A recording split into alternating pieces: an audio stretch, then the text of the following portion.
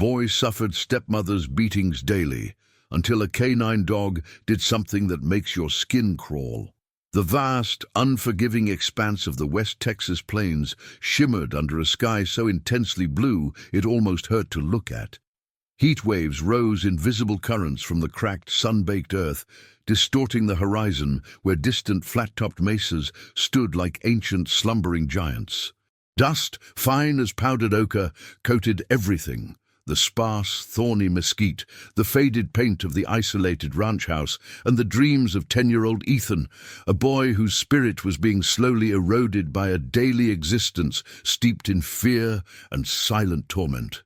This was a land of stark beauty and harsher realities, a place where resilience was not a choice, but a necessity. For Ethan, however, resilience was a flickering candle flame in a relentless, soul-chilling wind. That wind had a name: Brenda, his stepmother. She had blown into his and his father Hank's life a little over a year after his own mother, a gentlewoman with a laugh like wind chimes, had been stolen by a sudden, aggressive cancer. Brenda's arrival had initially been a whirlwind of forced smiles, overly sweet gestures, and promises of a new beginning. But the facade, like cheap paint on old wood, had quickly begun to chip and peel, revealing the warped, bitter grain beneath.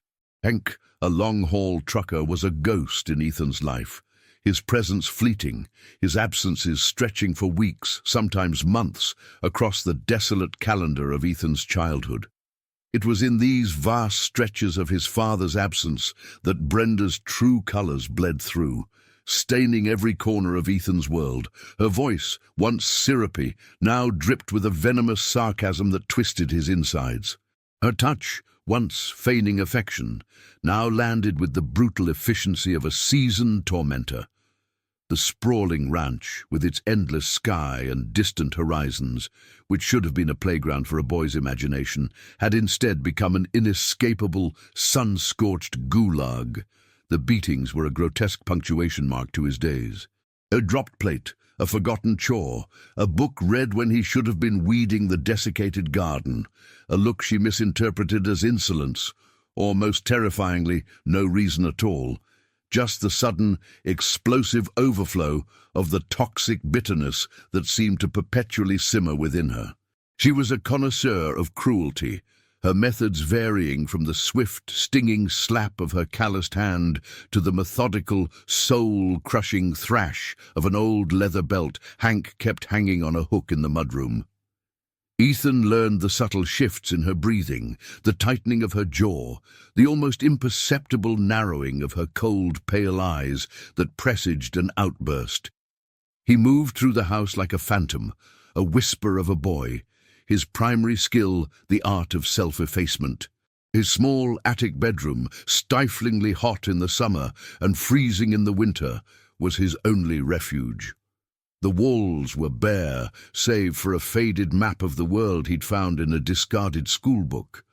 Here, surrounded by a small, tattered collection of adventure novels scavenged from thrift stores, he would escape.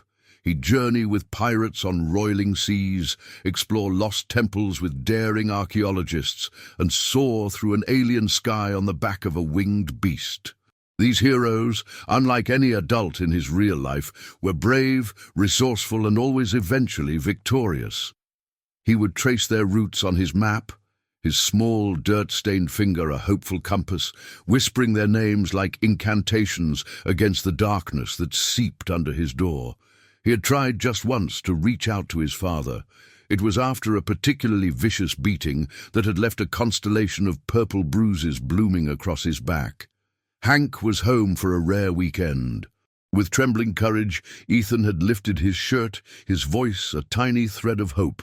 Brenda, who had seemed to be napping on the couch, materialized beside them with a predatory speed. "Oh, that boy!" she'd cooed, her voice a sickly sweet counterpoint to the steel grip on Ethan's arm. "Always tumbling about like a stray calf. Tripped on the porch steps again, didn't you, honey?" Her nails dug into his flesh, a silent, agonizing punctuation to her lie. Hank, his face a mask of exhaustion and something Ethan would later recognize as profound, helpless sorrow, had just sighed, run a hand through his thinning hair, and mumbled something about being more careful. The light in Ethan's world had dimmed a little further that day. He never showed his father another bruise. He learned to endure, to absorb the pain, to fold it away into the secret, shadowed corners of his heart. The desolate rhythm of Ethan's existence was unexpectedly, subtly altered when the old Henderson place, the neighboring property that had lain derelict for years, was finally sold. The new owners were the Millers. Deputy Miller, a recent transfer to the local Brewster County Sheriff's Department, was a tall, quiet man with a weathered face and eyes that held a calm, assessing kindness. His wife, Sarah, was a veterinarian at a small clinic in Alpine, the nearest town of any consequence. And they had Max. Max was a German shepherd, but more than that, he was a fully trained canine officer, Deputy Miller's partner. Ethan had never seen an animal so magnificent. Max's coat was a rich tapestry of black and sable, his body a symphony of lean muscle and controlled power. But it was his eyes that captivated Ethan, intelligent, alert, a deep, knowing amber that seemed to look right into you, to understand things unspoken. Ethan first encountered Max properly, not just as a distant figure, a few weeks after the Millers moved in. He was mending a section of the barbed wire fence that separated the two properties, a chore Brenda had assigned him with her usual litany of threats. He fumbled with the rusty wire, his small hands clumsy and sore. Suddenly, a deep, soft woof made him jump. Max was on the other side of the fence, sitting patiently, his head cocked, watching Ethan with an unnerving intensity. There was no aggression in his posture, only a calm, focused curiosity. Ethan, heart hammering with a mixture of fear, Brenda's edicts about the dangerous beast ringing in his ears, and an irresistible pull, slowly reached out a hesitant hand. Max leaned forward, nudging Ethan's fingers with his cool, wet nose. It was the gentlest touch Ethan had felt in what seemed like a lifetime. A fragile, tentative connection was made across the rusty wires of a boundary fence. This was just the beginning of an unspoken bond, a silent friendship forged in the dusty heat of West Texas between a suffering boy and an extraordinary dog. A bond that would soon be tested in ways neither could imagine, leading to an intervention so precise, so chillingly intelligent, it would send shivers down the spines of all who witnessed it. If you believe in the profound connection between humans and animals and the incredible ways they can impact each other's lives, make sure you're subscribed to our channel and have hit that notification bell, because the full story of Ethan and Max is one you absolutely won't want to miss. And let us know in the comments below. Have you ever witnessed an animal show an almost human-like understanding or courage? We'd love to hear your own relatos selvagens. Brenda, of course, had noticed Ethan's tentative interactions with Max, and her reaction was swift and brutal. "You stay away from that vicious animal, you hear me?" she'd hissed, her voice like a rattlesnake's warning, her grip on his arm leaving fresh bruises. "Or you'll regret it more than you've ever regretted anything." Ethan obeyed, outwardly. But the stolen glances, the brief moments when Max would appear at the far end of the fence line when Ethan was doing outside chores, continued. Max seemed to understand the need for secrecy, his appearances brief, his greetings a silent wag of the tail, a soft, almost inaudible whine. Deputy Miller, too, was becoming increasingly aware of the oppressive atmosphere that seemed to emanate from the Alencar ranch. He was a man of observation, his canine training having honed his senses to a razor's edge. He noticed Ethan's downcast eyes, the way the boy flinched at sudden movements or loud noises, the old faded bruises that sometimes peeked out from beneath his sleeves even on the hottest days. And he noticed Max's reactions. Whenever Brenda's shrill voice carried across the properties, or when she was visible on the porch, her posture radiating a venomous anger, Max would become agitated. He wouldn't bark aggressively at her, not usually, but a low, continuous growl would rumble in his chest. His body would tense, and he would fix Brenda with a stare so unwavering and intense it was almost unnerving.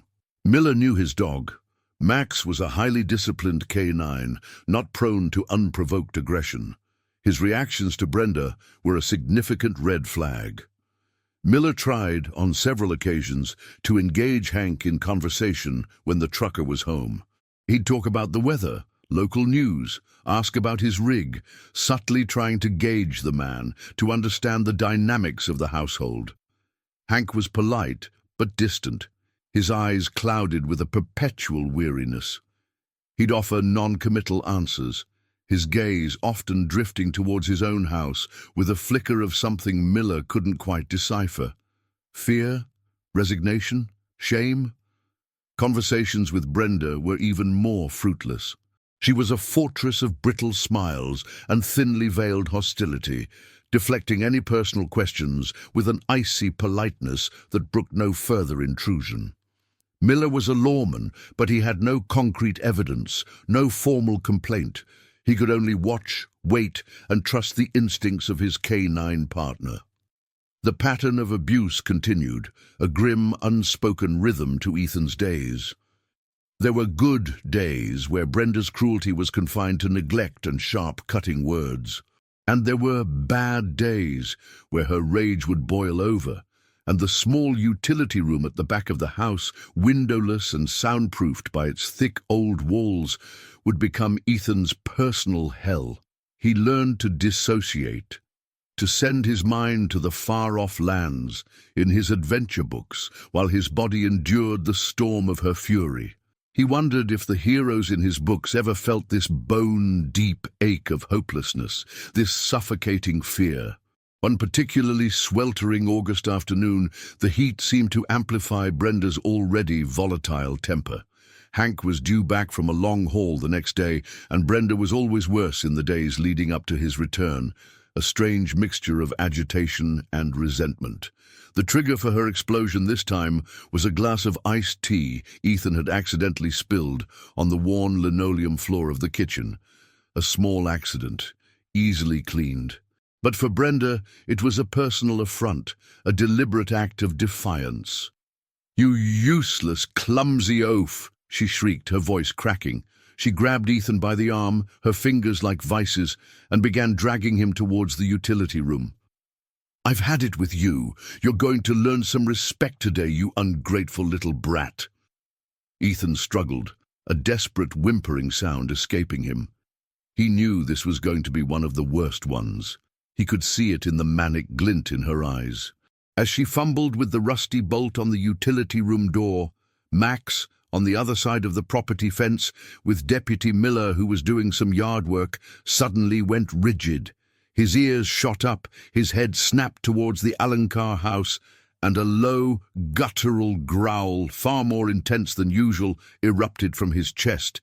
He began to bark, not his usual alert bark, but a frantic, almost hysterical sound, throwing himself against the fence with a desperate urgency. "Max, what is it, boy? Max, down!" Miller commanded, startled by the dog's extreme reaction. But Max was beyond responding to commands. He was a whirlwind of focused distress, his barks escalating, his eyes fixed on the back of the Alencar house, where the utility room was located. Miller had never seen him like this. A cold dread washed over the deputy. He knew, with a certainty that chilled him to the bone, that something terrible was happening inside that house. Inside, Brenda had finally managed to shove Ethan into the dark, suffocating confines of the utility room. The door slammed shut, the bolt scraping into place. The only light came from a tiny, grime-covered bulb hanging precariously from the ceiling. Brenda's shadow loomed large and monstrous on the wall. She had the thick leather belt in her hand. "You're going to learn today, boy," she hissed, her breath hot and smelling a sow on Ethan's face. "You're going to learn what happens to worthless trash like you." The first blow landed across Ethan's back with a sickening thud, stealing his breath. He cried out, a raw, animal sound of pain and terror. Blow after blow followed, a relentless, brutal assault. Ethan curled into a fetal position on the dusty concrete floor, trying to protect his head and stomach, his small body convulsing with each impact. He could hear Max's frantic barking outside, a distant, desperate sound that seemed a world away. He prayed for it to stop, for Brenda to stop, for the world to just end. The terror in that small, dark room was absolute, Ethan's hope dwindling with each passing second. Max outside was a force of nature, sensing the unspeakable. What happens when a highly trained canine decides that the rules no longer apply, that a life is in immediate, mortal danger? The answer will not only shock you, but it will also redefine what you believe an animal is capable of. We're about to witness that pivotal moment. But while you catch your breath from this intense scene, if this story is already gripping you, please consider hitting that like button to help us share these important Relatos Salvagens. And tell us in the comments, what do you think is going through Max's mind right now? Your engagement helps these stories reach further. Now, back to that fateful moment in Texas. Suddenly, amidst Brenda's grunts of exertion and Ethan's choked sobs, a new sound joined the horrifying symphony, a tremendous splintering crash from the direction of the back porch, followed by a series of heavy, thudding impacts against the utility room door itself. The door, old and poorly maintained, shuddered violently.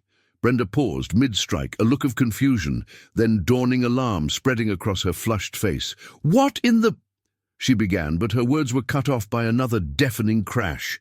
The wood around the door jamb splintered, the rusty bolt groaning under immense pressure. And then, with a final explosive crack that echoed like a gunshot in the small room, the door burst inwards, torn from its hinges, revealing a silhouette framed against the dim light of the hallway, a silhouette of pure, controlled canine fury. It was Max. He must have broken through the screen of the back porch, then hurled his 70-pound body against the utility room door with the force of a battering ram until it gave way. He stood in the doorway, his powerful chest heaving, saliva dripping from his bared teeth, a low, continuous growl rumbling from him like distant thunder. His eyes, those intelligent amber orbs, were not wild with mindless aggression, but laser-focused on Brenda with an intensity that was almost preternatural. This was the moment that would forever be described as skin-crawling. Max didn't launch an immediate, frenzied attack as a less disciplined dog might have. Instead, he moved with a chilling, calculated precision that spoke volumes of his canine training and his profound understanding of the situation. His first, swift movement was to place himself directly between Brenda and the cowering, bruised form of Ethan on the floor. He became a living shield, his body an unyielding barrier. The growl intensified, not louder but deeper, imbued with a resonant threat that promised severe consequences for any further aggression towards the boy. He did not bark. The silence, punctuated only by that terrifying, deep-chested growl and Brenda's suddenly ragged breathing, was more menacing than any cacophony. Brenda, who had recoiled in shock, stared at the canine, her face draining of color. The belt slipped from her nerveless fingers, landing with a soft thud on the concrete.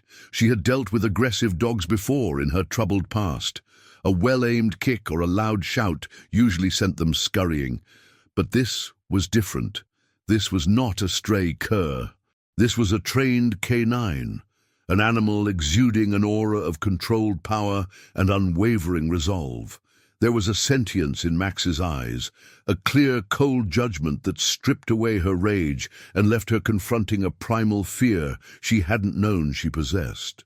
Then, Max did something that seemed to defy canine instinct, something that spoke of a higher level of tactical awareness.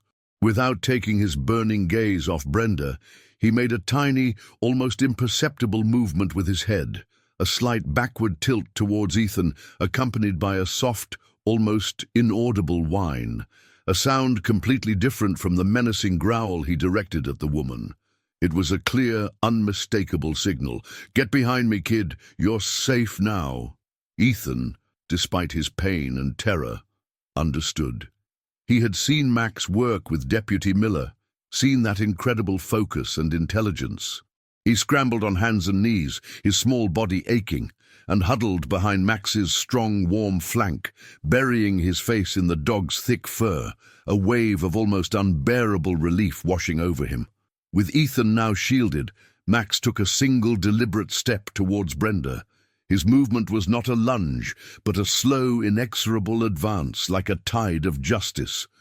Brenda, her face a mask of terror, stumbled backwards, her eyes darting around for an escape that wasn't there.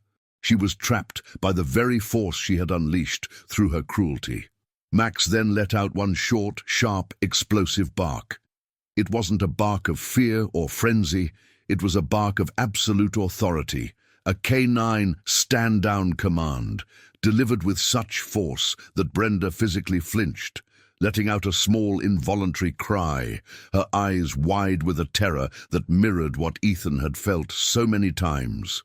It was at this precise, supercharged moment that the splintered remnants of the doorway were filled by two more figures. Deputy Miller, his face grim, his hand instinctively on his holstered weapon, having heard the final crash and Max's definitive bark from his yard. And right behind him, his face a ghastly white, was Hank Alencar.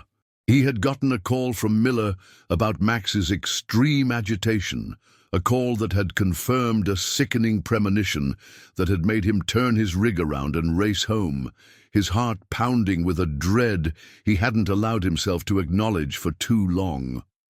The tableau that greeted them was damning. Ethan, small and broken, seeking refuge behind the unyielding form of Max, who stood like a sentinel, his unwavering gaze still fixed on Brenda. And Brenda, backed against the far wall, pale, trembling, the instrument of her cruelty, the leather belt, lying accusingly on the floor between them. The silence that followed was broken only by Ethan's soft, ragged sobs and Max's low, warning growl that rumbled like a distant earthquake whenever Brenda made the slightest move. The skin-crawling nature of the event, as it would later be recounted, wasn't just Max's bravery or his physical intervention. It was the chilling intelligence, the almost human-like discernment he displayed, identifying the aggressor, protecting the victim, neutralizing the threat with minimal necessary force, and creating a safe space for Ethan. He had assessed, acted, and controlled the situation with the precision of a seasoned law enforcement officer.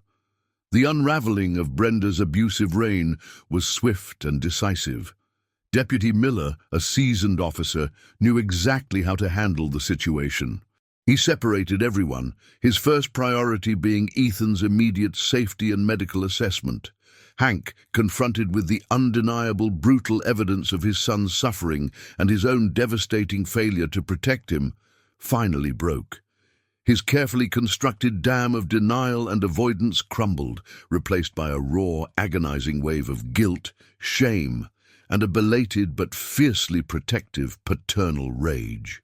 Brenda, stripped of her power and her victim, attempted a flurry of denials and accusations, but her words were hollow against the stark reality of the scene, the bruises on Ethan and the unwavering silent testimony in Max's eyes. She was arrested later that day, charged with multiple counts of child abuse. The legal system, often slow and cumbersome, moved with uncharacteristic speed in this case, spurred by the clear evidence and the quiet outrage of the community once the story began to leak out. Child Protective Services placed Ethan in Hank's full custody, with ongoing support and therapy mandated for both father and son. The road to healing would be long and arduous for Ethan. The physical bruises would fade, but the invisible scars etched on his young soul would require years of patient, loving care to mend. Hank, for his part, quit his long-haul trucking job, taking a local position that allowed him to be home every night. He dedicated himself entirely to Ethan's recovery, to rebuilding the trust that had been so catastrophically broken, not just by Brenda, but by his own prior inaction. He attended every therapy session with Ethan, listened with an open heart to his son's pain, and slowly, painstakingly, began to relearn how to be the father Ethan so desperately needed. Max, the canine hero, became a local legend.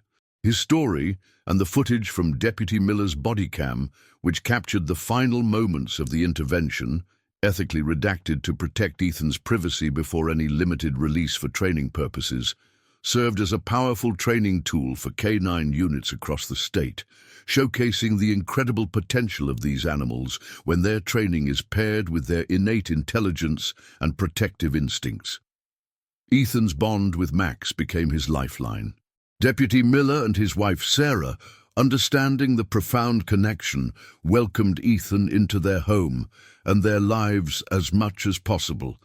Ethan would spend hours after school at their property, helping Miller with Max's grooming and exercise routines. In Max's steady, reassuring presence, Ethan found a peace and a sense of safety he had never known. He learned to laugh again, to trust again. The canine who had faced down his tormentor was now his most steadfast friend, his furry confidant, his four-legged therapist. The tale of the boy, his cruel stepmother, and the canine who did something skin-crawling to save him, eventually filtered beyond the small Texas community. A local journalist picked up the story, and from there it spread, amplified by social media, touching hearts around the world. It became a symbol of hope, a testament to the extraordinary capabilities of animals, and a stark reminder of the hidden darkness of abuse and the courage it takes to bring it to light. Donations poured into local animal shelters and child advocacy groups in Max's name. Years passed. Ethan grew from a haunted, fearful child into a resilient, thoughtful young man, still quiet, but with a newfound strength in his eyes. He excelled in school, discovered a passion for animal behavior, and eventually went on to study veterinary medicine, inspired by the canine who had saved him and the vet, Sarah Miller, who had become a maternal figure. Hank found his own redemption in becoming a devoted, present father. Brenda remained a distant, cautionary memory, her power over them broken forever. Max lived out his service years with distinction, and then retired to a life of comfortable companionship with the Millers, though he always saved a special, joyful greeting for Ethan whenever he visited. The skin-crawling intelligence and bravery he displayed that day in the utility room were never forgotten. It was a stark illustration that sometimes the most profound acts of justice and protection come not from a human in uniform, but from a loyal canine partner whose understanding of right and wrong, of threat and innocence, is as clear and unwavering as the Texas sky. Ethan's life was a testament to that. He had been given a second chance, not just at life, but at a childhood, thanks to a dog who saw his suffering and refused to stand by. The extraordinary courage of young Ethan, the unwavering loyalty of canine Max, and the ultimate triumph of good over unbearable cruelty. This is the kind of relato selvagem that stays with you, a powerful reminder that heroes walk among us, often on four paws. It's a story that proves that the deepest connections can be forged in the darkest of times, and that the capacity for an animal to understand, protect, and even dispense a form of justice can be truly, profoundly, skin-crawlingly awesome. If this incredible story of survival, courage, and the astonishing intelligence of a canine hero has moved you and opened your eyes to the amazing capabilities of our animal companions, please show your support by giving this video a like and share it with others who need to hear this powerful message. More importantly, subscribe to Relatos Selvagens and hit that notification bell so you don't miss out on any more true stories that explore the most incredible and often shocking interactions between humans and the animal kingdom. We are deeply moved by stories like Ethan's and Max's, and we want to hear from you. What part of Max's intelligent intervention gave you the most chills? Or what does this story make you feel about the bond we share with animals? Please share your thoughts and emotions in the comments below. Your insights enrich our community and help us all appreciate these relatos selvagens even more. Thank you for watching, and we'll see you in the next incredible story.